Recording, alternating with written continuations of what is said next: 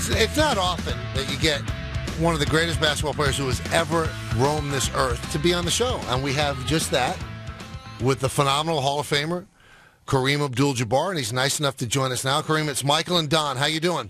I'm doing real well. Now, you might have been listening when Dave just did SportsCenter. What's your take on a guy like Rondo arguing with a coach in full view of everybody? Did that ever happen to you when you played? Did you ever argue with a coach in full view of the audience and on television? Oh, no. You always had to defer to the coach and respect his authority. And coaches had some serious authority at one point there. Do you think that authority has been waning now because the players make so much money they kind of call the shots where they want to go and things like that, that coaches really have to work to get that authority? Yeah, I think it changed a long time ago. I remember when, different circumstances back there in the early 80s where all of a sudden, the player that was making all of the money got the opportunity to call the shots because if somebody had to go, you weren't going to just eat his salary, So it made other people's positions a lot more vulnerable. Was it ever a temptation for you? I mean, you were out there, you're one of the greatest players who ever lived, always a big star on your team, that you could have dictated like that, but it doesn't seem like you ever did. No, I didn't want that responsibility, because when things go wrong, then it's your fault. So let the people that they pay to do that job well, hope that they do it well, and do your job. That's always been my philosophy. The other big story, Derrick Rose, his injury with the Chicago Bulls. If you're on that team right now, how do you feel about your chances to be able to move forward, losing, maybe the best player on the team? Yeah, it's got to be tough. Derrick is such a, he does things on the court and off the court that make them special, and without him, they're not the same. I feel for him, and he's a good kid, works so hard, man, and he seems to continually have physical problems. Tom, with Kareem Abdul-Jabbar, he has another one in a series of novels for young adults, Stealing the Game, and we'll talk to him about that in just a moment. I got to ask you this because obviously, he was a member of the Lakers for so long and won 5 championships there, actually a coach. Do you think Phil's going to succeed here in New York? This has not been a good season for him. Did you think it was a wise move coming here and taking a job that he had never done before? What's your take on this, Kareem?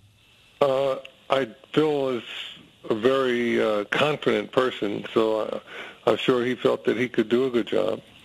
But, so much of managing a basketball team has to do with luck. I always think of the Lakers. We traded Gail Goodrich to the New Orleans Jazz for a first-round draft pick.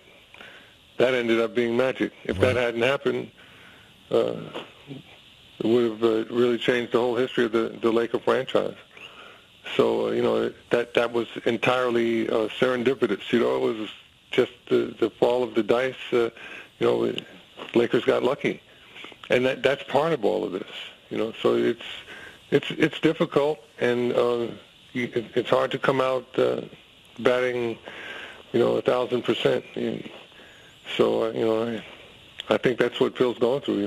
You got to get in line with everybody else and see what works. And also the hope that once they do get cap room, that players are going to want to come here. Is New York and Phil Jackson being a part of that, you think, attractive to a free agent? Geez, I don't know. I think New York should be attractive to anybody that can deliver, because the New York fans are so demanding. So, you got someone who can deliver like Carmelo. He loves it. But when the team doesn't win, it's no fun. So, you have a star or two, but, it's like when I was in grade school. They had Richie Guerin and 4 other guys. It wasn't, the Knicks weren't going anywhere. It's gotten back to that. It's really a shame. Now, Knicks fans are feeling, badly enough with the way the season's gone. But is it true, Kareem, that when you were traded from the Bucks to the Lakers, that it could have been the Knicks, that they were in play on that as well?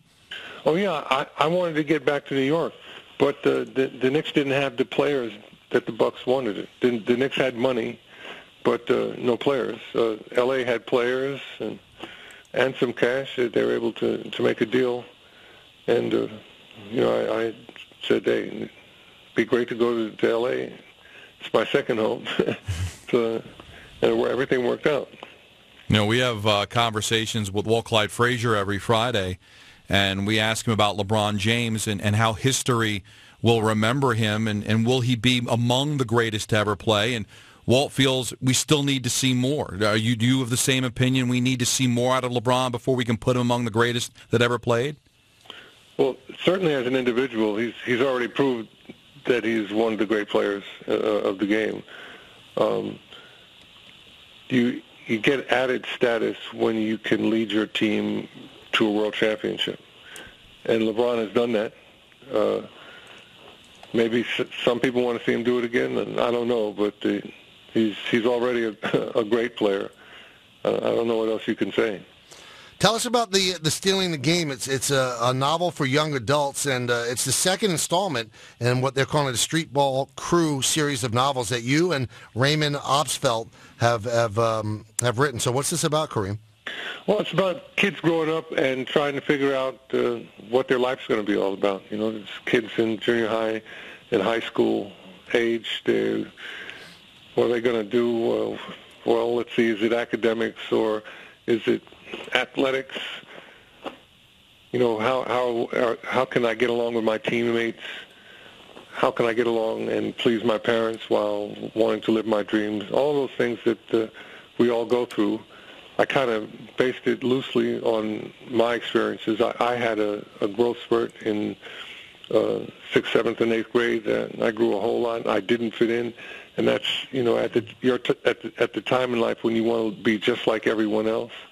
And I didn't fit in, and I had to cope and figure out what to do with myself. So kids go through this all the time. Every generation of kids go through this. They think it only happens to them, but it doesn't. And just try to explain that and make it interesting. Hopefully it's a good read. We've gotten really good feedback from parents and a number of librarians that I've encountered, when I've been on book tour.